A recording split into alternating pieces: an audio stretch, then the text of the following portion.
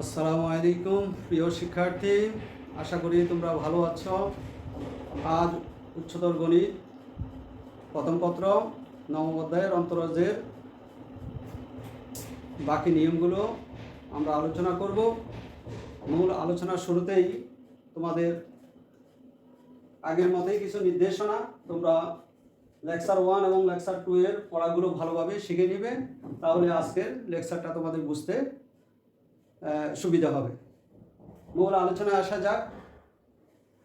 প্রথমত আমরা স্বাধীন ও অধীন চলকের অন্তরাজ কীভাবে নির্ণয় করব সেটা খাতা নাও, লিখ। স্বাধীন ও অধীন চলকের অন্তরাজ। স্বাধীন ও অধীন চলকের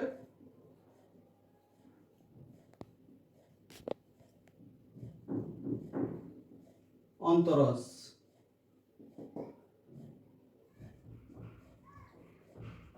y ইকুয়াল fx একটি ফাংশন, y এর অন্তরক dy, x এর সাপেক্ষে f of x এর অন্তরক f prime x dx। সুতরাং dy dx সমান f prime x। আমরা এইভাবে স্বাধীন এবং অধীন চলকের অন্তরাজ নির্ণয় করতে পারি।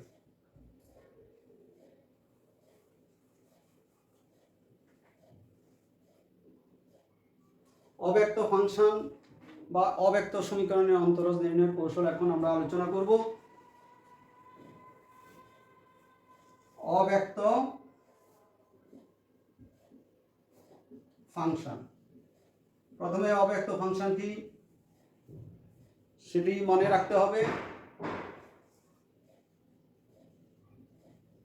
এই আকারের কোন সমীকরণকে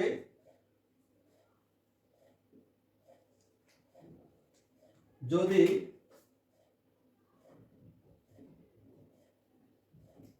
এত অথবা y equal f of x অথবা x equal f of y আকারে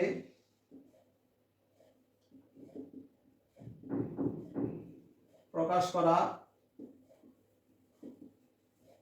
যায় না, তখন আমরা ওই ধরনের সমীকরণকে অব্যক্ত সমীকরণ বা অব্যক্ত ফাংশন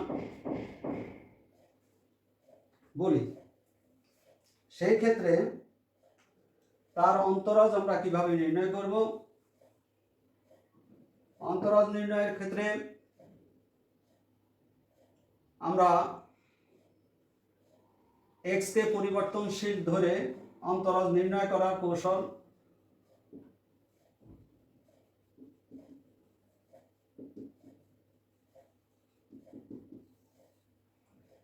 x কে পরিবর্তনশীল ধরে y এর অন্তরাজ নির্ণয় করব। x কে পরিবর্তনশীল ধরে y এর অন্তরাজ নির্ণয় করব, যার প্রতীকী প্রকাশ dy dx। একটি উদাহরণের সাহায্যে আমরা বিষয়টি বিশ্লেষণ করি।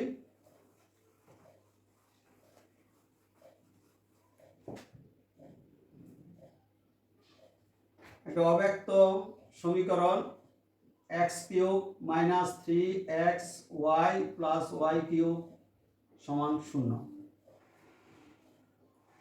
এই সমীকরণটিকে y equal f of x অথবা x equal f of y আকারে প্রকাশ করা যায় না।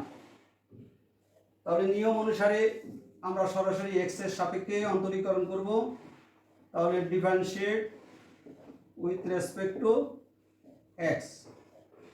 তাহলে x কিউবের অন্তরাজ হবে 3x স্কয়ার। এইখানে 3টা হলো ধ্রুবক, x এবং y দুইটি ফাংশনের গুণফলের অন্তরাজের সূত্র ব্যবহৃত হবে। তাহলে x ইন্টু y এর অন্তরাজ, x ইন্টু y এর অন্তরাজ হলো dy dx plus y into x এর অন্তরাজ, x এর অন্তরাজ হলো 1, y into 1 plus y cube 3y² ঠিক x কিউবকে আমরা যেই ভাবে অন্তরীকরণ করছি সে একইভাবে, তবে এখানে অধীন চলকের প্রতীকটা লিখতে হবে dy dx। এটিকে মনে রাখার জন্য g dx of f of y যদি হয় তাহলে সেই ক্ষেত্রে তার অন্তরজ হবে f prime y dy dx। এই কৌশল ব্যবহার করতে হবে। এখন এখান থেকে 3x² মাইনাস আমরা 3 দিয়ে ভাগ করে নিতে পারি 3 তাহলে x² minus x dy dx minus y minus plus y² dy dx equal 0। যেহেতু dy dx বের করব, ডান পক্ষে dy dx যুক্ত পদগুলো লিখে নিই, তাহলে y² dy dx minus x into dy dx equal y minus x²। যে সকল পদে রাশিতে dy dx নেই সেগুলো ডান দিকে লিখি। তাহলে বাম দিক থেকে dy dx টা কমন নিলে y² minus x dy dx equal y minus x²। তাহলে dy dx সমান হবে y minus x² by y² minus x। তাহলে অব্যক্ত ফাংশন বা অব্যক্ত সমীকরণের অন্তরজ আমরা এই পদ্ধতিতে নির্ণয় করব। এবার পরামিতিক ফাংশন বা পরামিতিক সমীকরণের অন্তরজ নির্ণয় করব।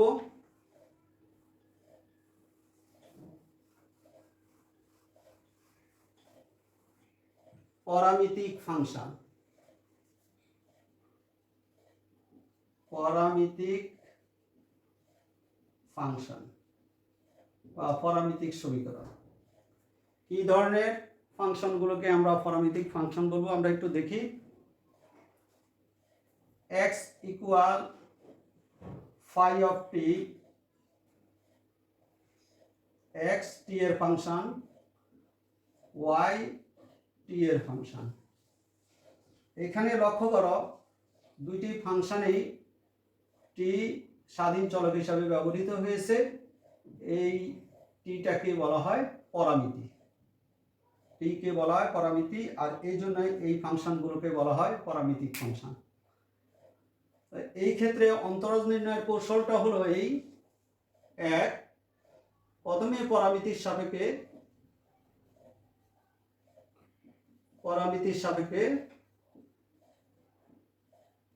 অন্তরজ নির্ণয় করতে হবে।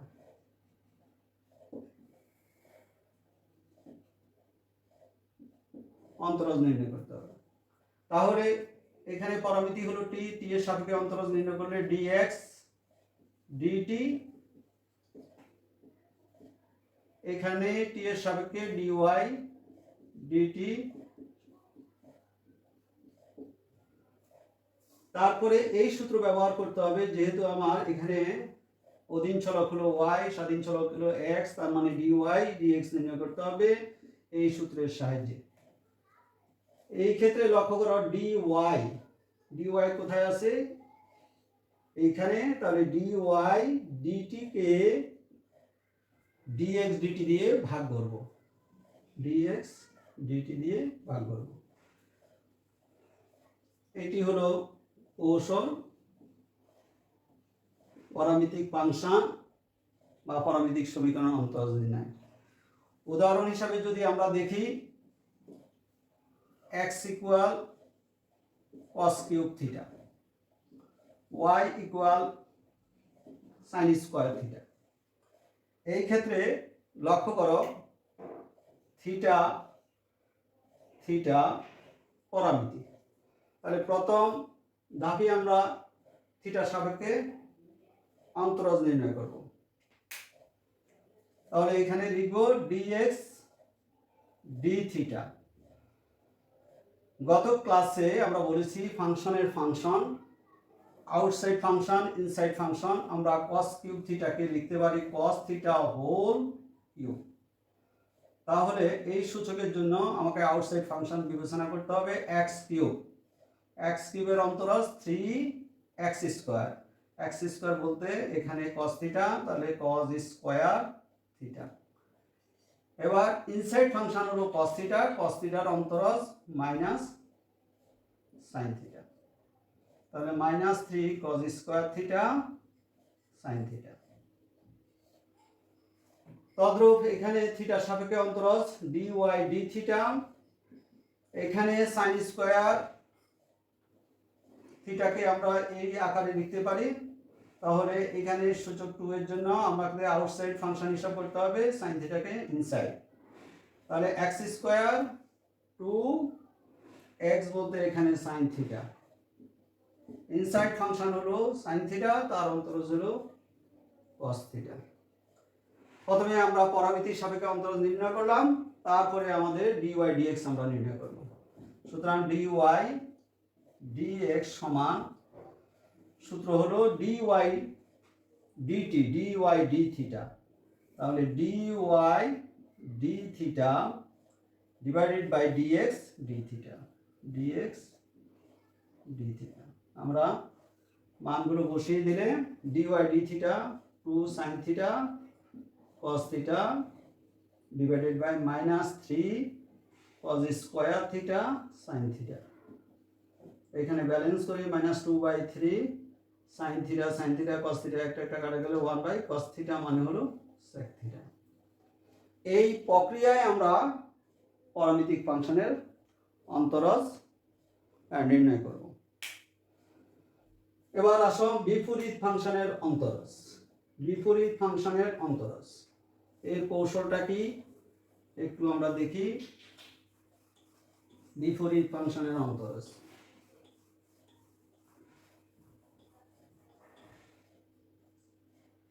লিখো, বিপরীত ফাংশনের অন্তরজ।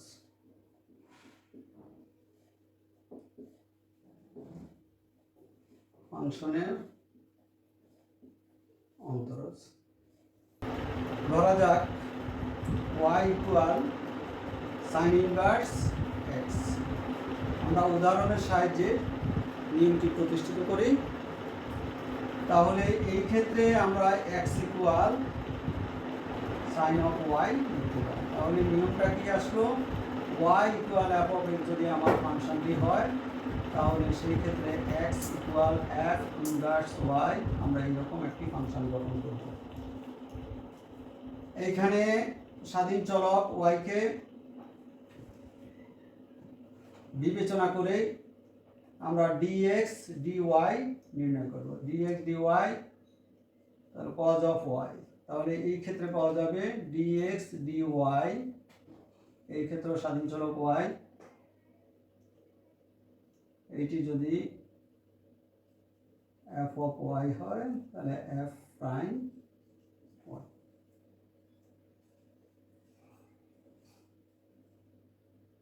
এখন আমাদের নির্ণয় করতে হবে dy dx, তাহলে dy dx সমান হলো 1/dx dy। তাহলে আমার এখানে সূত্রের মধ্যে আসবে dy dx সমান হবে নির্ণয় অন্তরজ অর্থাৎ x কে স্বাধীন চলক ধরে y এর অন্তরজ 1/dx dy। এই ক্ষেত্রে dx dy এর মান যদি বসিয়ে দিই 1/cos of y, cos of y কে আমরা √1 - sin square y, sin y সমান x 1/√1 - x স্কয়ার। এইভাবে আমরা বিপরীত ফাংশনের অন্তরজ নির্ণয় করতে পারি।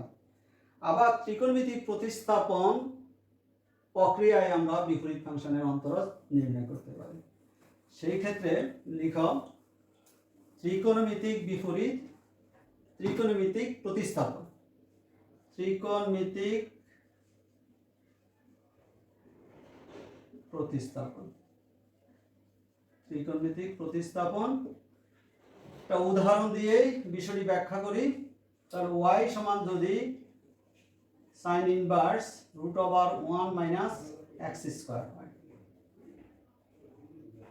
এই ক্ষেত্রে x সমান cos থিটা বসিয়ে তাহলে y সমান sin inverse 1 minus cos square theta. 1 minus cos square theta মানে sin স্কয়ার থিটা, রুট থাকার কারণে sin থিটা হবে। তাহলে y equal sin inverse sin theta. এই ক্ষেত্রে বিপরীত ফাংশন, ত্রিকোণের বিপরীত ফাংশনের ধর্ম ব্যবহার হবে। sin ইনভার্স sin থিটা সমান হলো থিটা। তাহলে y সমান থিটা। এখানে লক্ষ্য করো x equal cos theta, y equal theta, দুইটি ফাংশনেই থিটা কমন একটা চলক। সুতরাং থিটাকে পরামিতি হিসাবে বিবেচনা করে আমরা পরামিতিক ফাংশনের অন্তরাল যেভাবে নির্ণয় করছি সেই পদ্ধতিতে এর অন্তরাল নির্ণয় করতে পারি। তাহলে এখানে থিটার সাপেক্ষে ডিফারেন্সিয়েট করলে dy d থিটা সমান হবে 1, আর এই ক্ষেত্রে dx d থিটা হবে মাইনাস sin থিটা। এখন আমার নির্ণয় করতে হবে dy dx। তাহলে dy dx হবে dy তাহলে dy d theta divided by dx d theta. মান বসিয়ে দিলে dy d থিটা সমান হলো 1, আর এটি মান হলো মাইনাস sin থিটা। তাহলে মাইনাস √1 মাইনাস sin থিটা মানে হলো √1 minus cos square theta, cos থিটার মান হলো x, তাহলে -1/√1 মাইনাস x স্কয়ার। এইভাবে ত্রিকোণমিতিক প্রতিস্থাপন দিয়েও আমরা বিপরীত ফাংশনের অন্তরাল নির্ণয় করতে পারি। এই ক্ষেত্রে কিছু কৌশল মনে রাখলে সুবিধাজনক। যদি রাশিটা a স্কয়ার যোগ x স্কয়ার আকারে থাকে তাহলে সেক্ষেত্রে x এর জায়গায় a tan থিটা অথবা a cot theta, a square minus x square যদি থাকে তাহলে x এর জায়গায় স্থানে a sin থিটা অথবা a cos theta. x square minus a square যদি থাকে তাহলে x equal a sec theta অথবা a cosec theta. Root over a minus x divided by a plus x যদি থাকে তাহলে x সমান a cos থিটা। এখানে মনে রাখবে এই কৌশলগুলো তৈরি করা হয়েছে এখানে ত্রিকোণমিতিক সূত্রগুলো হিসেব করে, কারণ আমরা জানি 1 প্লাস tan স্কয়ার থিটা সমান sec square theta, 1 plus cot square theta সমান cosec স্কয়ার থিটা, অনুরূপভাবে অন্যগুলোর ক্ষেত্রে। তাহলে ত্রিকোণমিতিক প্রতিস্থাপন করে আমরা যখন কাজ করব তখন এই পদ্ধতিতে আমরা কাজটি করব। এবার মূল নিয়মে অন্তরজ। আমরা মূল নিয়মে অন্তরজ পরীক্ষায় আসে, আর মূল নিয়মে অন্তরজ আমাদের শেখার দরকার। বইয়ের মধ্যে অনেকগুলো মূল নিয়মে অন্তরজ আছে, তাছাড়া গুরুত্বপূর্ণ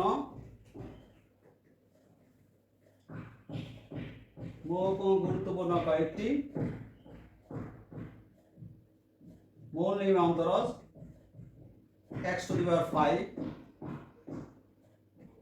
tan 4x tan inverse x tan inverse x ln of sin of x। আমরা এখান থেকে এটি করে দেখি।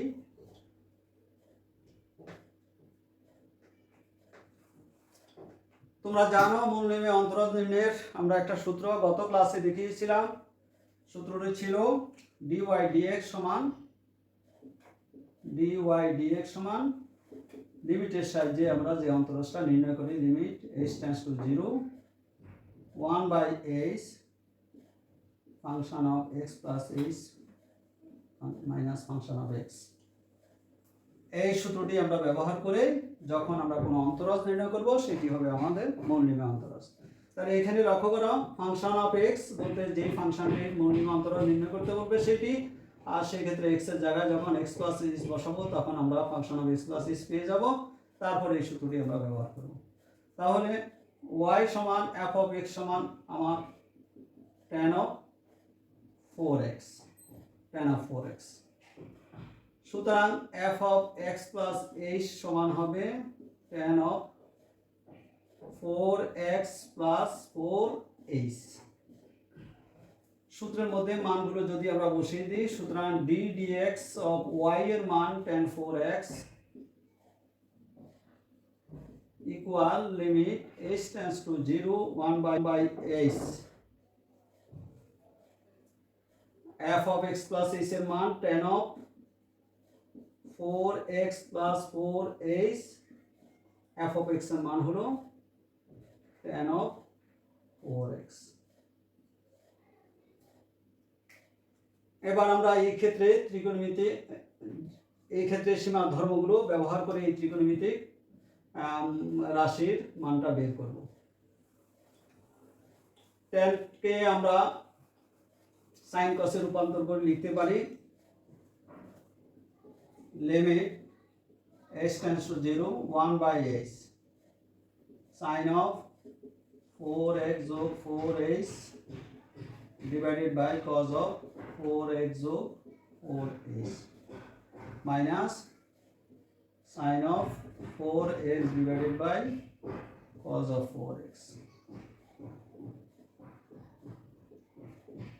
এই ক্ষেত্রে সরলীকরণ করার জন্য আমরা হরের লসাগুটা নির্ণয় করি 4x যোগ 4h cos of 4x।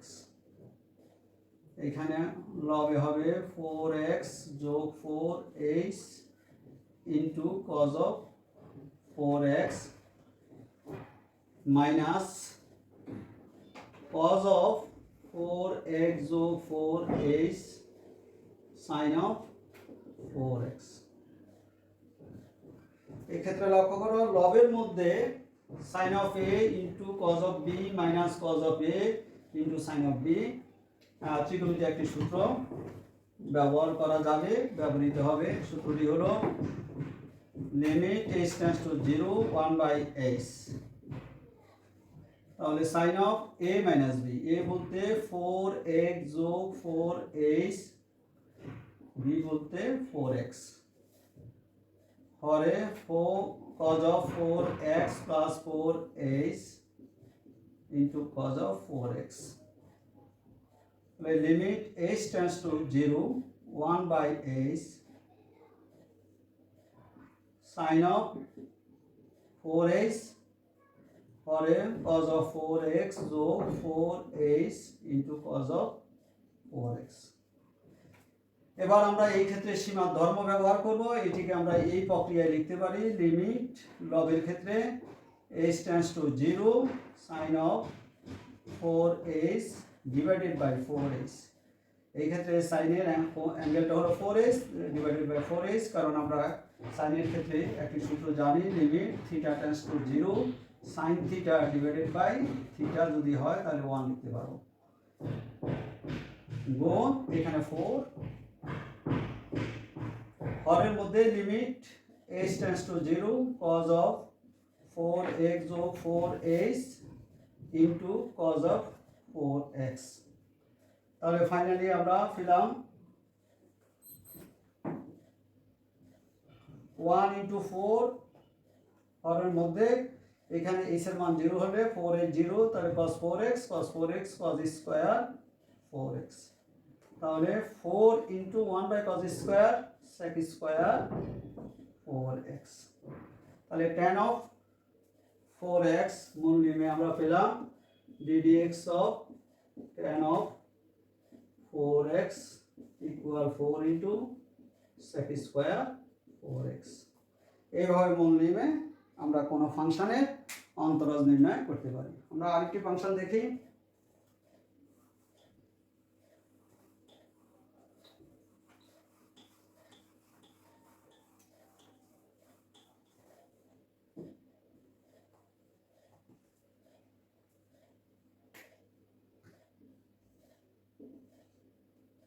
ln of sin of x।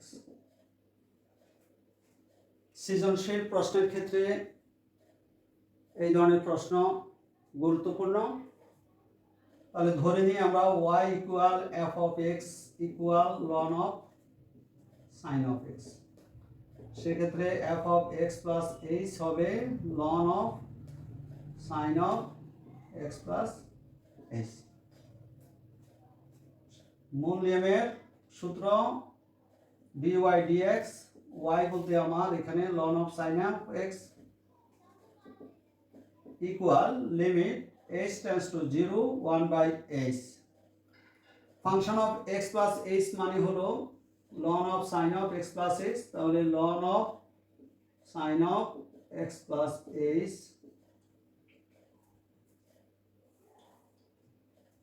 Minus loan of sine of x।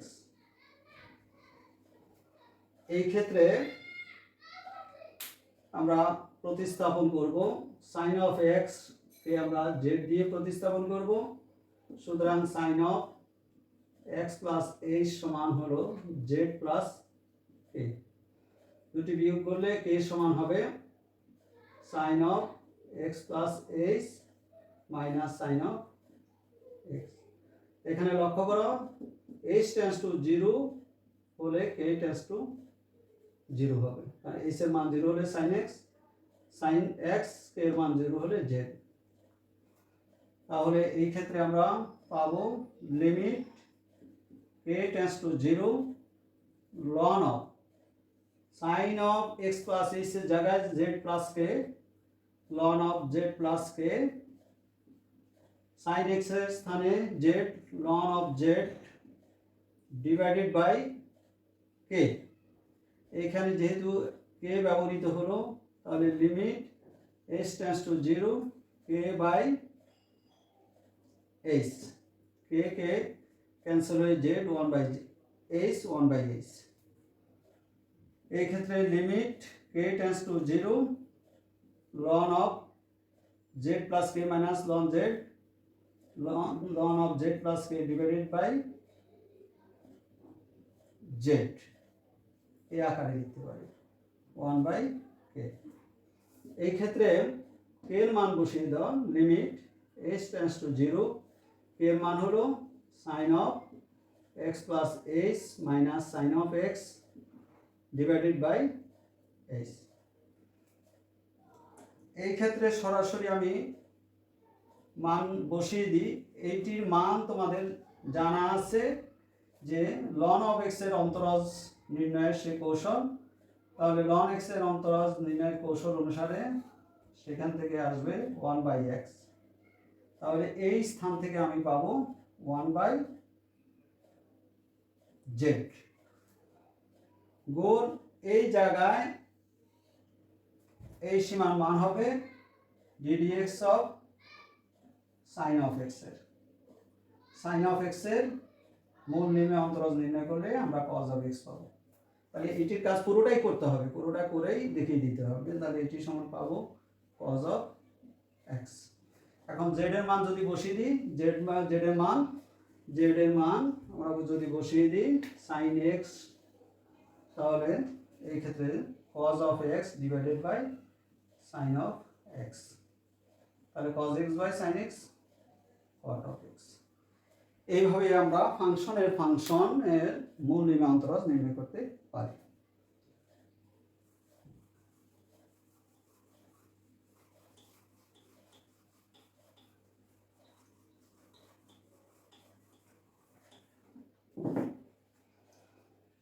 প্রিয় শিক্ষার্থী, এখন আমরা অন্তরাজের নিয়মগুলো শেখার পর কয়েকটি অন্তরাজ নির্ণয় করব যেগুলো একটু ব্যতিক্রমধর্মী। কয়েকটি অন্তরাজ লিখো। y সমান x square cubic root 7x minus 14 divided by 1 plus x square whole to the power 4।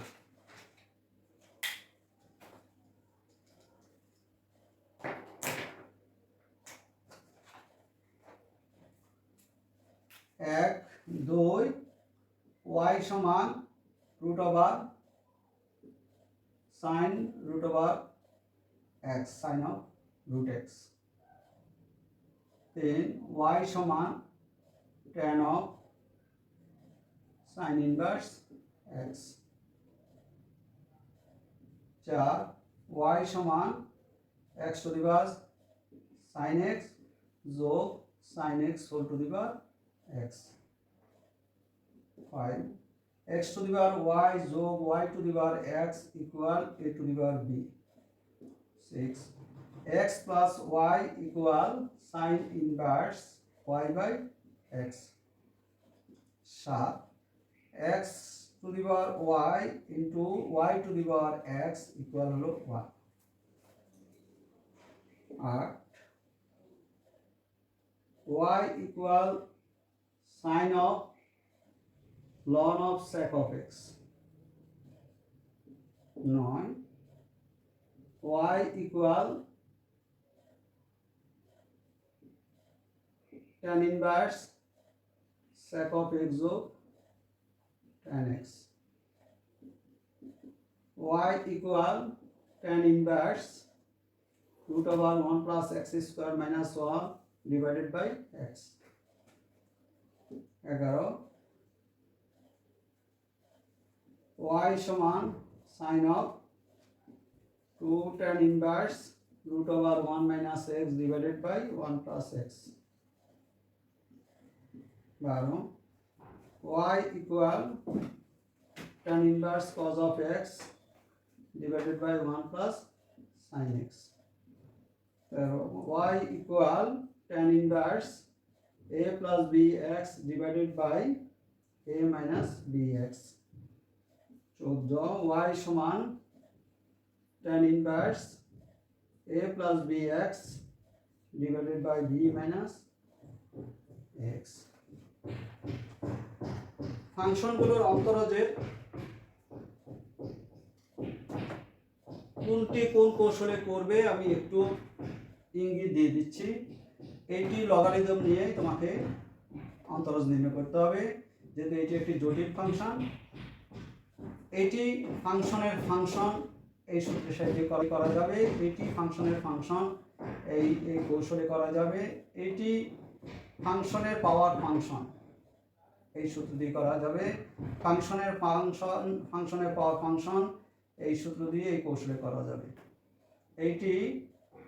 এইটিকে আমরা এই ক্ষেত্রে অব্যক্ত ফাংশনের কৌশলে করা যাবে। এইটি লগারিদম নিয়ে তারপর ফাংশনের পাওয়ার ফাংশন এই সূত্র দিয়ে করা যাবে। এটি ফাংশনের ফাংশন এই কৌশলে করা যাবে। এই ক্ষেত্রে ত্রিকোণমিতিক সূত্র প্রয়োগ করে সরলীকরণ করে করতে হবে। এই ক্ষেত্রে ত্রিকোণমিতিক প্রতিস্থাপন করতে হবে, এক্স এর জায়গায় কি বসাতে হবে, ট্যান থিটা। সরাসরি করতে গেলে বিপদ হয়ে যাবে। এই ক্ষেত্রে ত্রিকোণমিতিক প্রতিস্থাপন এক্স এর জায়গায় কস থিটা। এই ক্ষেত্রে ত্রিকোণমিতিক সরলীকরণ সূত্র ব্যবহার করে করতে হবে। 13 এবং 14 দুইটি ত্রিকোণমিতিক বিপরীত ফাংশনের সূত্রগুলো ব্যবহার করে করতে হবে। আমরা এই ক্ষেত্রে 4 নাম্বার অঙ্কটা দেখি, সবাই লিখো 4 নাম্বার।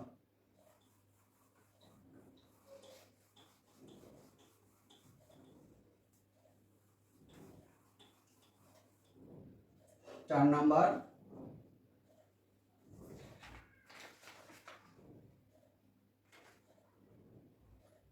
y সমান x to the power sin x যোগ sin x whole to the power x।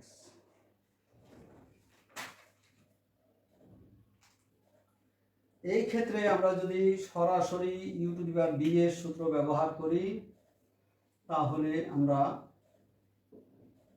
সরাসরি ডিফারেন্সিয়েশনের কাজটি করতে পারি। u to the power b সমান হলো u to the power b ddx of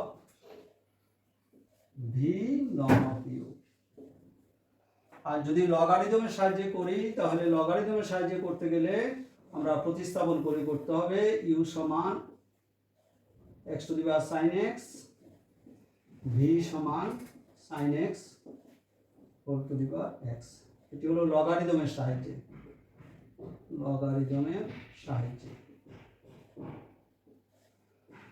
এই ক্ষেত্রে উভয় দিকে লগ নিতে হবে, লগ নিয়ে করে তারপরে আমরা ফাইনালি যেটি পাবো এই কাজটি করার পর, তাহলে y সমান আমার এখানে হবে u যোগ v, x এর সাপেক্ষে অন্তরীকরণ করলে dy dx, du dx যোগ dv dx, এখানে du dx নির্ণয় হবে, এই ক্ষেত্রে dv dx নির্ণয় হবে। এই দুটি মান এখানে বসিয়ে দিলে লগারিদমের সাহায্যে হয়ে গেল। আর সরাসরি এই সূত্র ব্যবহার করলে আমরা এইভাবে কাজটি করতে পারি dy dx, তাহলে আমি ddx অফ এত লিখতে পারি। তাহলে ddx অফ এত লেখার অর্থ হলো ddx of x to the power sin x যোগ ddx of sin x whole to the power x।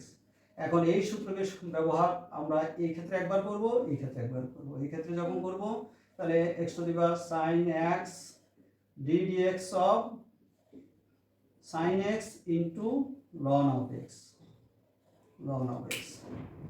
আর এই ক্ষেত্রে যখন ব্যবহার হবে তখন sin x whole to the power x ddx of x ln sin x। এই কাজটি দুটি ফাংশনের গুণফলের অন্তরজের সূত্র ব্যবহার হবে, এই ক্ষেত্রেও দুটি ফাংশনের গুণফলের অন্তরজের সূত্র ব্যবহার হবে। সুতরাং এই কাজটুকু নিজেরা করে দিবে। এখানে sin x into ln x এর অন্তরজ যোগ ln x into sin x এর অন্তরজ, আর এক্ষেত্রে হবে x into ln of sin x এর অন্তরজ যোগ ln of sin x into x এর অন্তরজ। ln of sin x এর অন্তরজের ক্ষেত্রে মনে রাখতে হবে এটা ফাংশনের ফাংশন, সুতরাং সেই আউটসাইড ফাংশন ইনসাইড ফাংশন বিবেচনা করে তার অন্তরজ নির্ণয় করলে আমাদের নির্ণয় অন্তরজ পাওয়া যায়। তাহলে আমাদের অন্তরজ নির্ণয়ের কৌশলগুলো আমরা একটু আলোচনা করলাম। এবার আসো পর্যায়ক্রমিক অন্তরীকরণ। পর্যায়ক্রমিক অন্তরীকরণ, পর্যায়ক্রমিক অন্তরীকরণটা কি? পর্যায়ক্রমিক অন্তরীকরণ যদি y equal f of x একটি ফাংশন হয়, তার প্রথম পর্যায়ের অন্তরজ হবে dy dx। এখন দ্বিতীয় পর্যায়ের অন্তরজ যখন আমাকে নির্ণয় করতে বলবে তখন আমি d square y dx square, এখানে 2টা সুপারস্ক্রিপ্ট হিসাবে, তাহলে d square y dx square আমাকে নির্ণয় করার জন্য আগে একবার অন্তরজ নির্ণয় করতে হবে এবং সেটি মূল ফাংশন থেকে করতে হবে। তৃতীয়বার হবে দ্বিতীয় পর্যায়ে যে অন্তরজটা পাবো তাকে আবার অন্তরীকরণ করলে আমি তৃতীয় পর্যায়টা পাবো। এইভাবে কোনো অন্তরজ নির্ণয় করাটাকে বলা হয় পর্যায়ক্রমিক অন্তরীকরণ। এখন এদের প্রতীকগুলো এইরকম, dy dx এর জায়গায় y1 ব্যবহার হয়, y2 ব্যবহার হয়, y3 ব্যবহার হয়। এখানে nতম অন্তরজ d এর উপর সুপারস্ক্রিপ্ট n y, এখানে yn এরকম আকারে ব্যবহার। একটা উদাহরণ, আমরা nতম অন্তরজ নির্ণয়ের একটি ln of x এর nতম অন্তরজ নির্ণয় করব। y equal ln of x, এর অর্থ হলো এই ফাংশনের nতম অন্তরজ নির্ণয়। তাহলে প্রথমে আমরা y equal ln of x, x কে পরিবর্তনশীল ধরে একবার অন্তরীয় হবে y1 1/x, y2 হবে -1/x স্কয়ার। এই ক্ষেত্রে একটা জিনিস লক্ষ্য করবে, ddx of 1/f of x যদি কোনো ফাংশন হয় তার অন্তরজ হবে মাইনাস, লবে হবে f প্রাইম x, হরে হবে f of x এর বর্গটা। যদি এই প্রক্রিয়া আমি কাজটি করি তাহলে আমার হরে আছে x, তাহলে 1/f of x, f of x বলতে x, তাহলে সূত্রের মাইনাস হরের বর্গ তাহলে x স্কয়ার, হরের অন্তরজ লবে x এর অন্তরজ হলো 1/x স্কয়ার। এই প্রক্রিয়ায় যে কোনোটি তুমি সহজে নির্ণয় করতে পারো। পরেরটি হবে y3 -1, পরেরটা হবে -2x3, একই প্রক্রিয়া কাজ করে এটি পাবো। তাহলে y4 -1 -2 -3 divided by x to the power এইখানে লক্ষ্য করো মাইনাসগুলো গুণ করে নিই, যেহেতু আমার n তম অন্তরজ নির্ণয় করতে হবে। যদি আমি এই প্রক্রিয়ায় করতে থাকি তাহলে এটা শেষ হবে না, তাহলে এটি একটা নিয়মের মধ্যে আনতে হবে। সেই জন্য মাইনাসগুলো দিয়ে গুণ করে নিই। মাইনাস এখানে একটা দুইটা তিনটা, তাহলে তিনটা মাইনাসের গুণ -1 হোল কিউব, আর 1 গুণ 2 গুণ 3 factorial divided by x⁴ K x⁴ লিখে দাও। এবার এইটির সাথে আমরা মিলিয়ে দেখব। 4 হলে -1 এর উপর 3, তাহলে n হলে কি মানে এখানে -1 হোল টু দি পাওয়ার 4 -1 লিখব। 3 ফ্যাক্টোরিয়াল 4 এর সাথে মিলিয়ে লিখব 4 -1 ফ্যাক্টোরিয়াল ডিভাইডেড বাই x⁴, যেহেতু 4 এর সাথে মিল আছে x⁴। তাহলে এই ক্ষেত্রে আমি পাবো, সুতরাং n তম অন্তরজ হবে -1। 4 হলে এখানে আমরা 4 লিখতেছি, n হলে আমি এখানে n লিখব n-1। 4 হলে এখানে 4, তাহলে এখানে হবে n-1 factorial divided by x⁴n।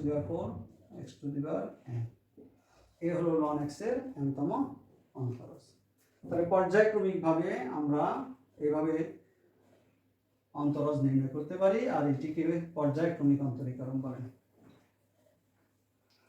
এবার আমাদের এই ক্ষেত্রে স্পর্শক এবং অবিলম্বের সমীকরণ, স্পর্শক এবং অবিলম্বের সমীকরণ আমরা একটু চিত্রের দিকে দেখি। এই যদি একটা বক্ররেখা হয় y = f(x) এর, এই বিন্দুতে একটা স্পর্শক অঙ্কন করলাম, এটি হলো স্পর্শক রেখা, স্পর্শক রেখা। এই বিন্দু হলো তার স্পর্শ বিন্দু, স্পর্শ বিন্দু। এখন এই স্পর্শ বিন্দুতে স্পর্শকের উপর যে লম্বটা সেটাকে বলে অবিলম্ব, অবিলম্ব। এখন এই স্পর্শকের ঢালকে আমরা যদি dy dx বলি, তাহলে এই স্পর্শ এবং সেটা যদি m1 ধরে নিই, তাহলে অবিলম্বের ঢালটা হবে m2 সমান -1/dy dx। কারণ আমরা জানি দুইটি রেখা পরস্পর লম্বা হবে, তাদের ঢাল দ্বয়ের গুণফল -1। এখন যদি স্পর্শ বিন্দুটায় x1 y1 হয়, তাহলে x1 y1 বিন্দুতে স্পর্শকের ঢাল m1 এবং x1 y1 বিন্দুতে অবিলম্বের ঢাল। তাহলে সূত্র কি দাঁড়ালো? এই বক্ররেখার x1 y1 বিন্দুতে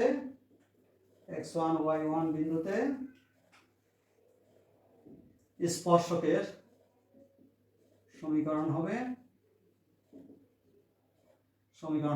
y - y1 = dy dx × x - x1। এটি সরলরেখার আমরা একটা বিশেষ সূত্র সাহায্যে লিখেছি। সূত্রটি হলো কোনো একটি নির্দিষ্ট বিন্দু দিয়ে যদি কোনো একটি সরলরেখা যায় এবং তার ঢাল যদি m হয়, তাহলে y - y1 = m × x - x1। তাহলে একই বিন্দুতে অবিলম্বের সমীকরণ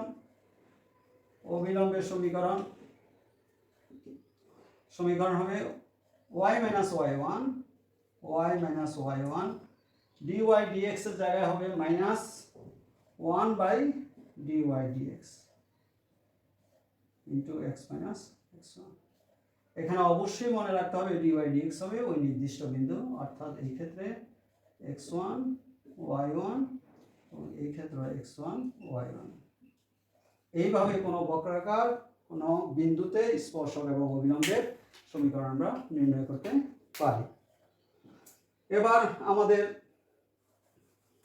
ক্রমবর্ধমান ক্রমহ্রাসমান ফাংশন সম্বন্ধে আলোচনা। খাতায় লিখো ক্রমবর্ধমান ক্রমহ্রাসমান ফাংশন। চরম বিন্দুটা কি, সর্বোচ্চ এবং সর্বনিম্ন মান কিভাবে নির্ণয় করব, খুবই গুরুত্বপূর্ণ, পরীক্ষায় আসে। ক্রমবর্ধমান এবং ক্রমহ্রাসমান। আমরা y = f(x) ফাংশনটিকে লেখচিত্রের সাহায্যে উপস্থাপন করে বিষয়টিকে তুলে ধরি। যদি y = f(x) ফাংশনের লেখচিত্র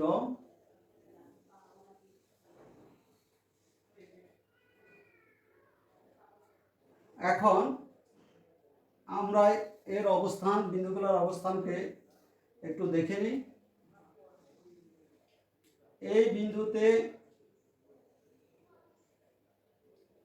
যদি আমরা একটা স্পর্শক অঙ্কন করি, এই স্পর্শকের ডালটা হবে 0। এই বিন্দুতে যদি একটা স্পর্শক অঙ্কন করি, তার ডাল হবে 0। এই বিন্দুতে যদি একটা স্পর্শক অঙ্কন করি, ডাল হবে 0। এই বিন্দুতে যদি একটা স্পর্শক অঙ্কন করি, ডালটা হবে 0। তদ্রূপ এই বিন্দুতে যদি একটা স্পর্শক অঙ্কন করি, আর ডালটা হবে 0।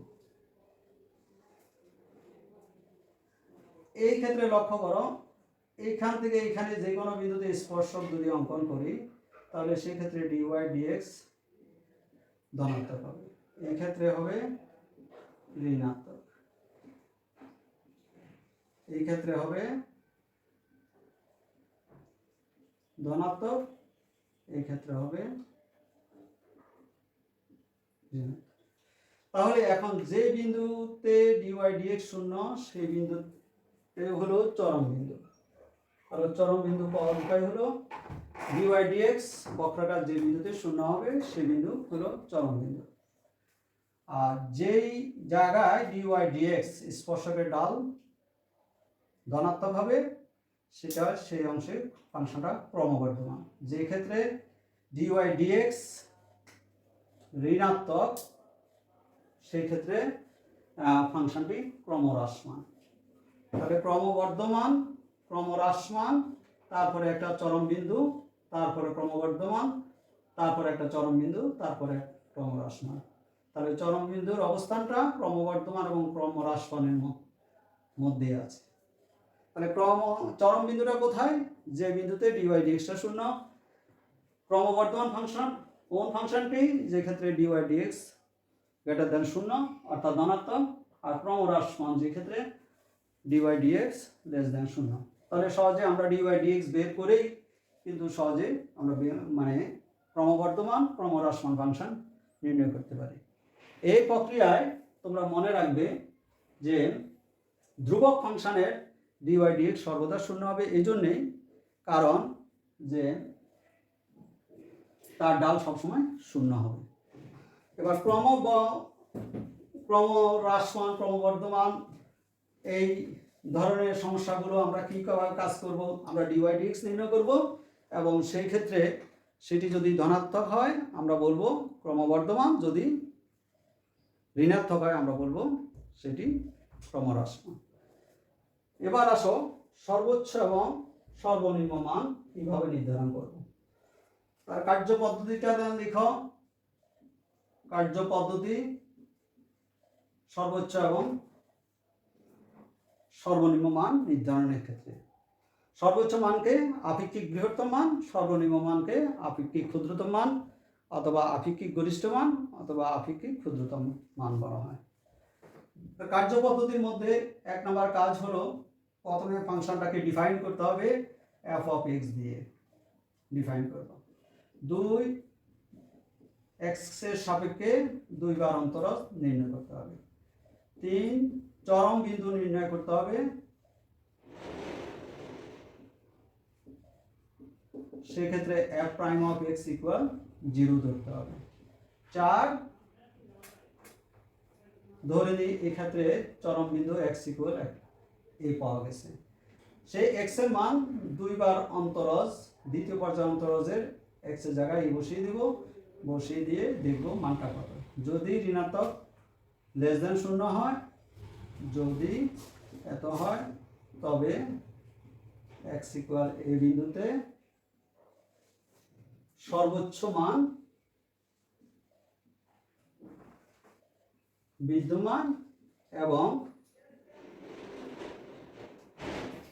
সর্বোচ্চ মান সমান হবে মূল ফাংশনের এক্স এর জায়গায় এ বসিয়ে দিতে হবে। 4 নম্বরে আমরা বলবো যদি গ্রেটার দ্যান শূন্য হয়, তবে এক্স ইকুয়াল এ বিন্দুতে